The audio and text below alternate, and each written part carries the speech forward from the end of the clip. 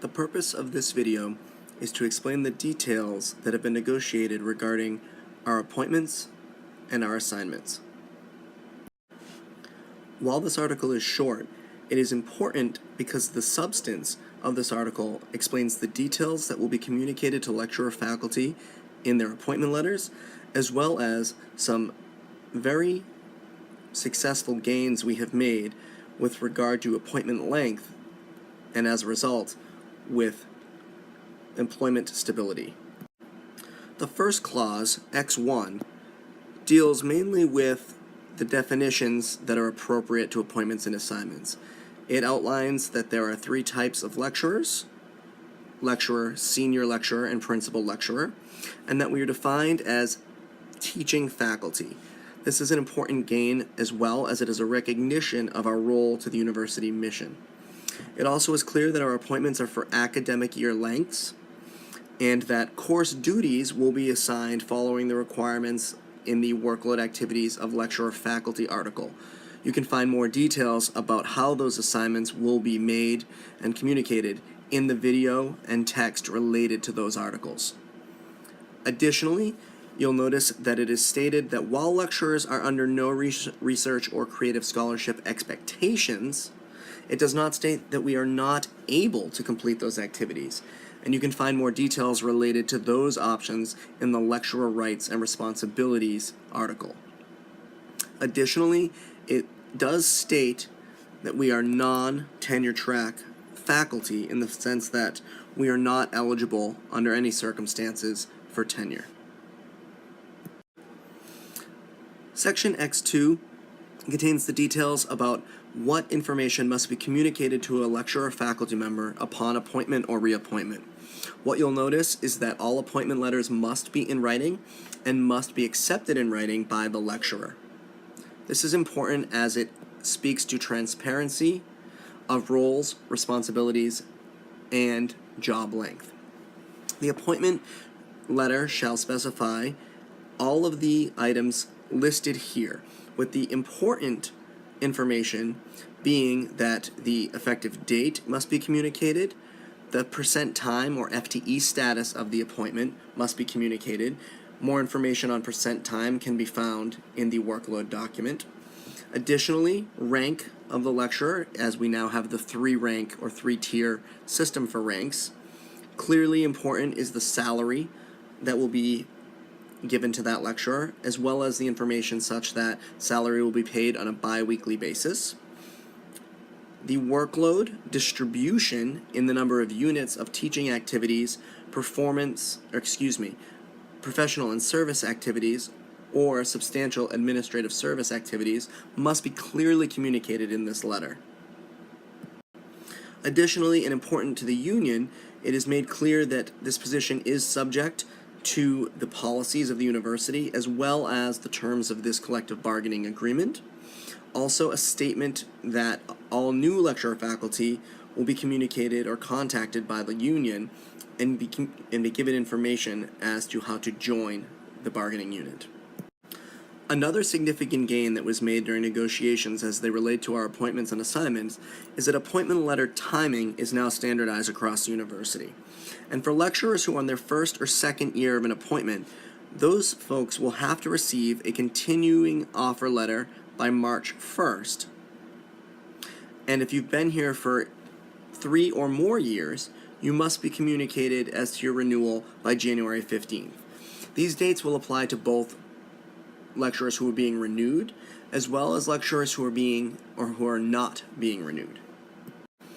We feel that these dates are more in line with the academic year hiring schedule, and should a lecturer be non-renewed for any reason, this will give them the opportunity to have a greater ability to find alternative employment, while still giving the university a bit of flexibility, particularly in the March 1st timing for new lecturers to do a proper evaluation of the lecturer's performance in determining whether or not a renewal will be offered. Section 4 is important because it once again states that new and continuing lecturers will be appointed at one of three ranks. Again, lecturer, senior lecturer, or principal lecturer.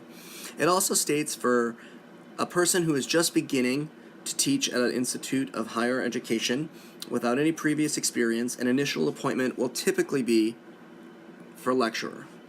However, we do have the ability to be appointed with higher rank should we have prior experience or qualifications that would justify appointment at that rank.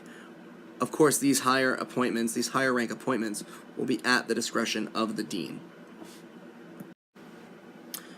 Of course, one part of our reality is that we are contingent faculty or contract faculty, and as a result, all appointments and reappointments are at the discretion of the dean and on the basis of curricular need, sufficient financial resources, and of course, satisfactory performance as defined in the Performance Review and Promotion article. You can find more information in the video related to that article. X4.1 and X4.2 are sections that talk about the appointment length. Now, in these sections, we've made significant gains. What you'll notice is that if someone is appointed in an initial appointment at one of the higher ranks, either senior or principal lecturer, those appointments will normally be 3 to 5 year initial appointments, where the difference between a 3 to a 5 year appointment will be subject to the discretion of experience and the dean. Additionally, reappointments or appointments to any lecturer upon promotion to senior lecturer will be normally 3 to 5 year appointments, and those promoted to principal lecturer will normally be 5 year appointments.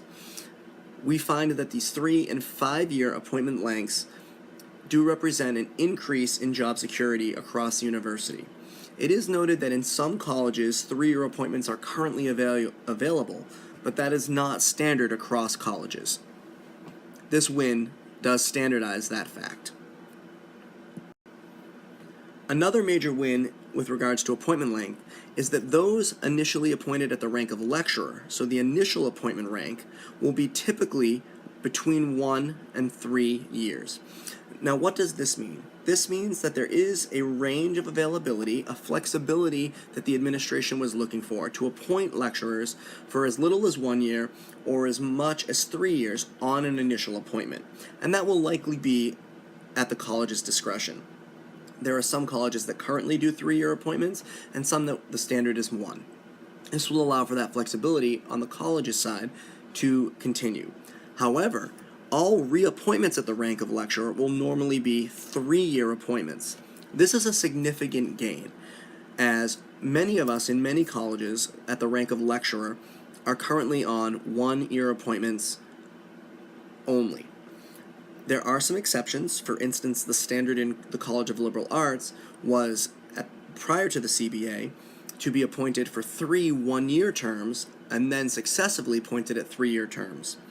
What this statement, or this section states, is that the initial appointment could be from 1 to 3, but the second appointment must be normally at least a 3 year appointment. That is definitely a significant gain in the College of Liberal Arts and extends that ability for longer term contracts to all the other colleges as well. One caveat to point out is X4.3. This was a need of the administration for flexibility within the lecturer faculty membership. As we are contract faculty, there may be some need at some times for certain short-term appointments to be made. For instances, if there's a temporary vacancy by a leave or a search or other similar special circumstances. What this allows is for the administration to appoint short contracts, say 1 year, if there's a short and temporary need only. It does not allow for them to extend multiple or successive 1 year appointments without these special circumstances to occur. Any violation of this clause would be a grievable offense under our grievance procedure. And lastly, we need to explain section X5. And what X5 explicitly states is just the reality of the situation, is that we are contract faculty and it is expected that non-renewal at the end of an appointment period, so after an appointment period has expired, that non-appointment is possible to occur for any reason that is not based on illegal discrimination or some other term of this agreement. While this is undesirable, it is a fact of the nature of our appointments as contract faculty. It is possible at the end of an appointment to be non-renewed without just cause. However, it is important to note that that is not the expectation. The administration has been clear that lecturer faculty are intended to be longer-term career track faculty, and they do not intend to use this clause except in cases where there may be a reduction in program or a reduction in curricular need or some other such circumstance. We do not anticipate that the university will begin non-renewing lecturers except for these particular circumstances. So in summary, this article contains two major gains.